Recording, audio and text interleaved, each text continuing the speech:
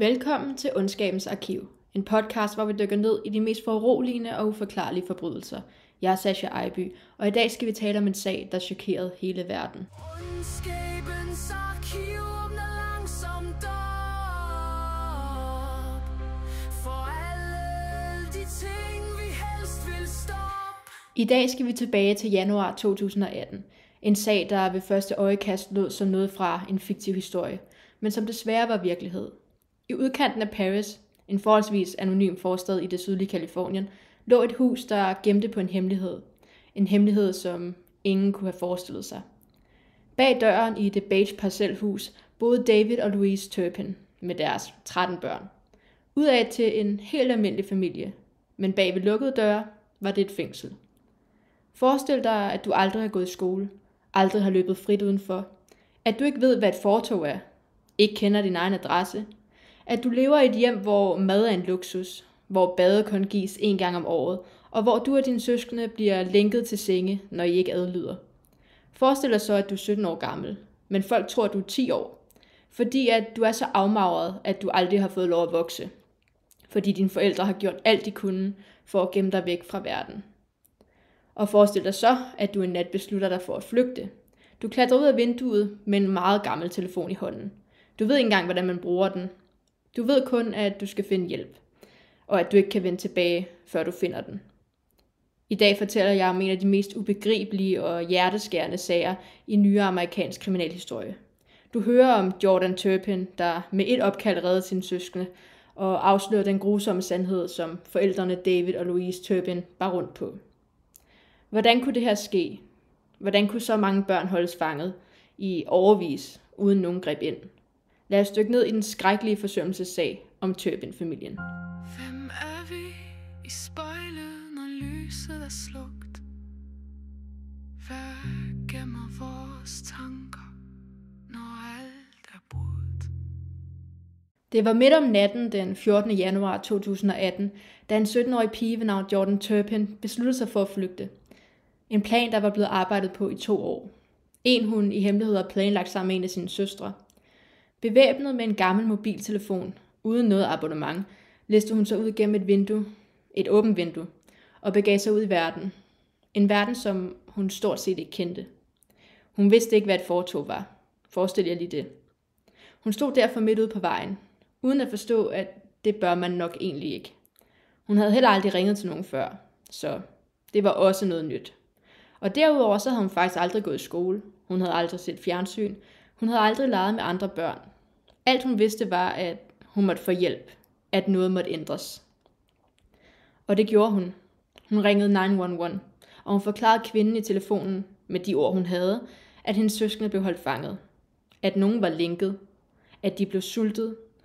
Hun bad om hjælp og fortalte, at hendes forældre ville slå hende ihjel, hvis de nogensinde vidste, eller hvis de nogensinde fandt ud af, hvad det var, hun lavede lige nu.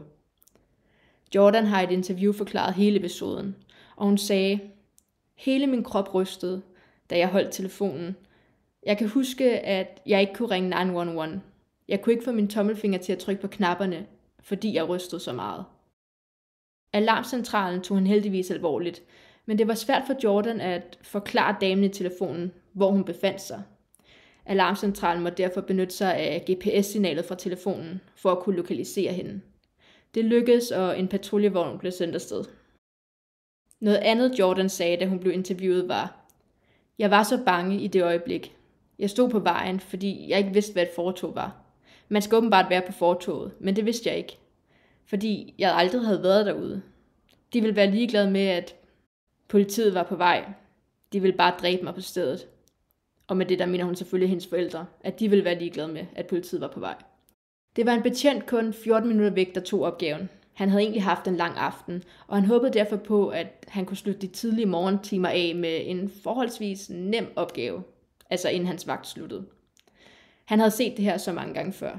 Et barn var stukket af hjemmefra, ofte var det efter et skænderi med forældrene, og det ville højst sandsynligt ende med, at han bragte barnet tilbage til forældrene, og at de så alle sammen blev gode venner igen. Men hvad Anthony Collis ikke havde regnet med var, at den her sag ville tage en virkelig mørk drejning. Betjent Anthony Collis var den første på stedet. Han fandt hurtigt ud af, at det hele ikke var normalt. Jordan virkede yngre end den alder, hun gav ham. altså både fysisk, men også mentalt. Hun var ekstremt undervægtig. Og så kendte hun ikke engang almindelige ord som medicin, eller hvis man var kommet til skade. Hun kunne faktisk ikke forstå, hvad det var, betjenten sagde. Hun kunne ikke stave sit eget navn. Han lavede også mærke til, at Jordan ikke forstod, hvad blå mærker var. På de billeder, som hun prøvede at vise betjenten som bevis for, at hendes søskende var linket, der kunne hun ikke forstå, at blå mærker var blå mærker. Hun sagde, se hvor beskidte de er. Han blev klar over, hvor alvorligt det stod til. Fordi udover at der var billeder af forslåede og afmagede børn, så var der også et problem med Jordan. Der var noget, hun ikke forstod.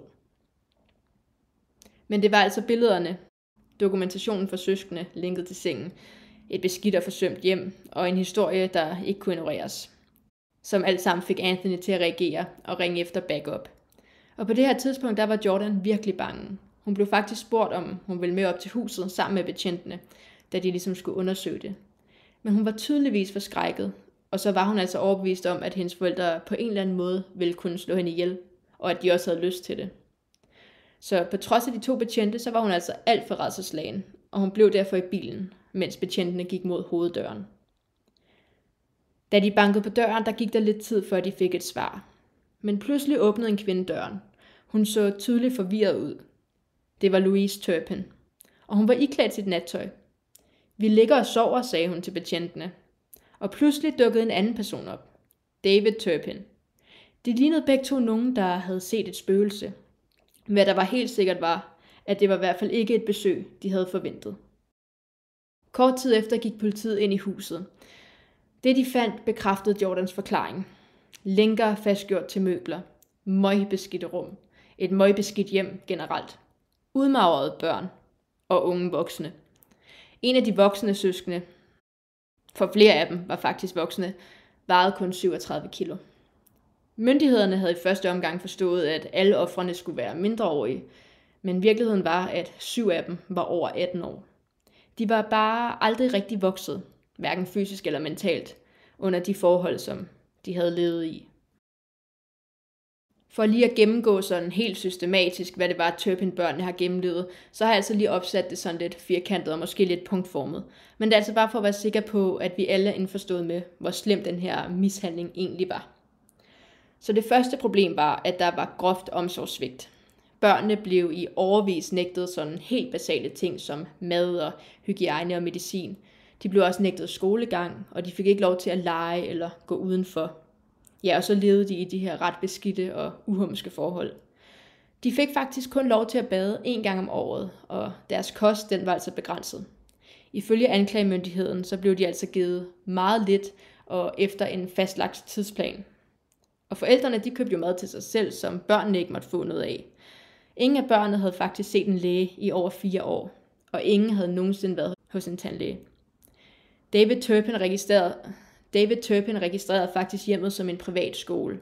Sandcastle Day School hed den. Det var sådan, han lykkedes med at holde hans børn hjemme, så de kunne heller ikke have gjort det meget nemmere for ham. Og så er der den her fysiske og psykiske mishandling, som børnene blev udsat for. Flere af dem blev regelmæssigt lænket til møbler som en straf. De blev også isoleret, sultet og ydmyget. Mange af dem var altså underudviklet både fysisk og mentalt. Ved redningen blev nogle børn faktisk fundet lænket til deres senge, og de var så afmagrede, at myndighederne først troede, at de alle var børn, selvom 7 af dem var voksne. Børnene blev også nægtet søvn og blev slået som straf. Forældrene brugte altså fysisk afstraffelse og også nogle gange kvælning. Så er der den her frihedsberøvelse, som de blev udsat for. De fik jo aldrig lov til at forlade hjemmet. Det var praktisk talt et fængsel, hvilket udgør en krænkelse af deres mest basale rettigheder. Ifølge anklagemyndigheden, der blev børnene altså holdt indendørs døgnet rundt, og nogle blev låst inde i separate rum uden legetøj eller underholdning i mange timer. De havde begrænset adgang til mad og vand, og blev altså ofte straffet for at vaske hænder, hvis de vaskede sig over håndledene. Så der var altså en virkelig slem kontrol omkring basal hygiejne. Og til sidst er det bare systematisk misbrug. Fordi der er tale om en mangeårig og planlagt mishandling, hvor de her forældre bevidst har holdt børnene isoleret fra omverdenen, og så har de jo kontrolleret enhver del af deres liv. Børnene blev altså nægtet basale behov, og deres udvikling blev derfor alvorligt hæmmet. Ifølge de oplysninger, der senere kom frem, så havde David Turpin og Louise Turpin holdt deres børn isoleret fra omverdenen i årevis. De blev nægtet adgang til skole og lægehjælp, som vi har snakket om. Jordan vidste ikke engang, hvad medicin var, eller hvad et hospital var. De fik det ene bad om året, og de blev straffet ved at blive lænket. De måtte ikke lege, de måtte ikke spise uden forældrenes tilladelse. Faktisk så var det sådan, at de blev straffet rigtig hårdt, hvis de tog noget mad, som de ikke havde fået lov til. Og udover det, så måtte de altså heller ikke tale til hinanden, uden at blive straffet. Og man kan måske undre sig over, hvordan forældrene har holdt så nøje øje med deres børn. Jeg mener, havde de ikke et arbejde? Og jo, det havde de. Eller det vil sige, det havde David i hvert fald. For Louise, hun var hjemmegående.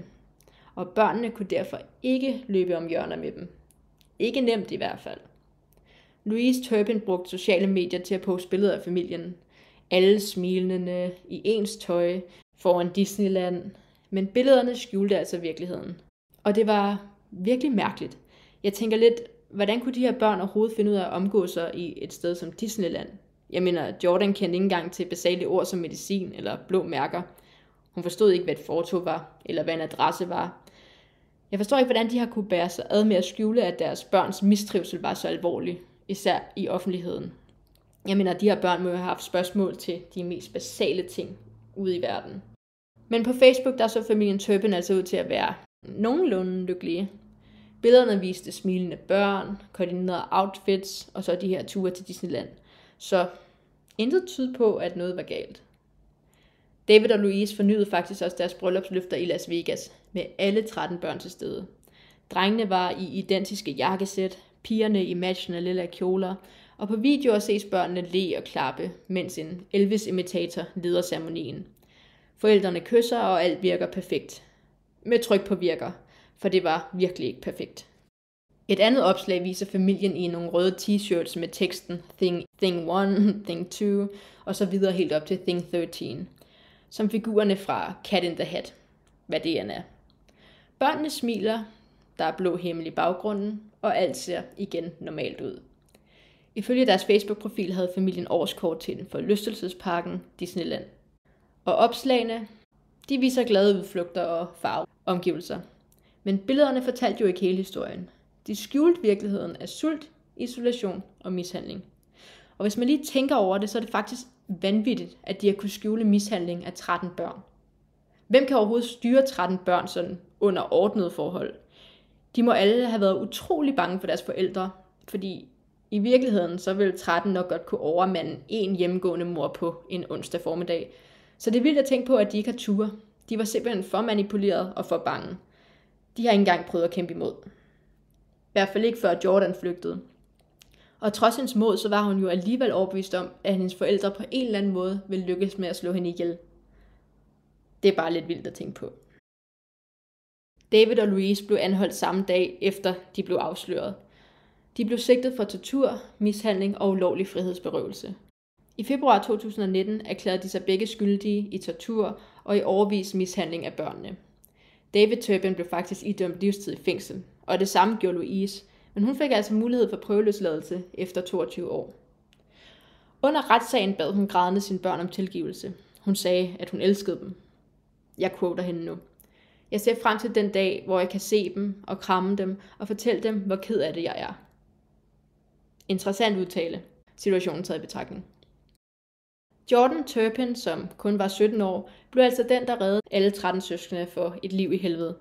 Hun reddede dem, men friheden den kom altså ikke uden omkostninger, fordi flere af Turpin-børnene har siden fortalt, hvordan de kæmper med traumer, ensomhed og manglende støtte fra systemet. De har reelt set ingen overlevelsesevner i den moderne verden.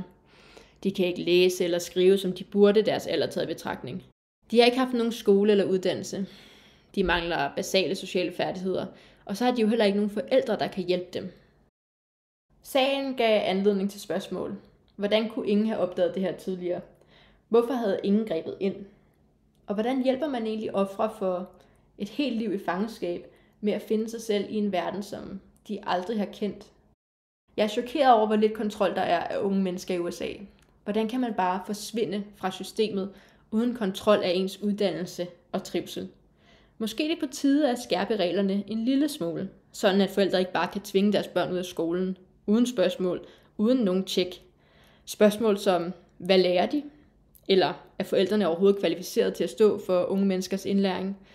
Kan der være andre årsager til, at man vil skærme sine børn fra omverdenen? For eksempel mishandling. Det skal i hvert fald gøres bedre. Ingen har fortjent så dårlig en start på livet. I hænderne på 2 mishandlende, manipulerende, voldelige og farlige forældre. Jeg håber, at alle 13 børn, deriblandt de voksne, får den rette hjælp, som de skal bruge til at komme videre. Jeg kan ikke forestille mig, hvor alene og bange de må føle sig, eller som de må have følt sig, selv efter at de fik deres frihed. For hvad er gaven af frihed, uden evnerne til at kunne bruge den?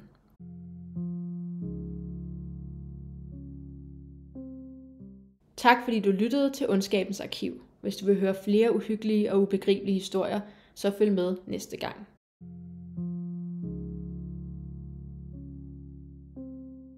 Endnu en gang tak fordi du lyttede med, og før vi lige slutter, vil jeg gerne minde om, at True Crime handler om virkelige mennesker og virkelige tragedier. Som skaber og konsumer af den her genre, er det derfor vigtigt at udvise respekt for ofrene og for deres familier. Vi skal altid undgå at glorificere vold og huske, at bag hver en sag vi hører, er der mennesker, der har lidt forfærdelige skæbner. Jeg opfordrer derfor altid til, at man lytter med empati og medfølelse for ofrene og for deres pårørende. Tak fordi I lyttede med. Vi ses næste gang.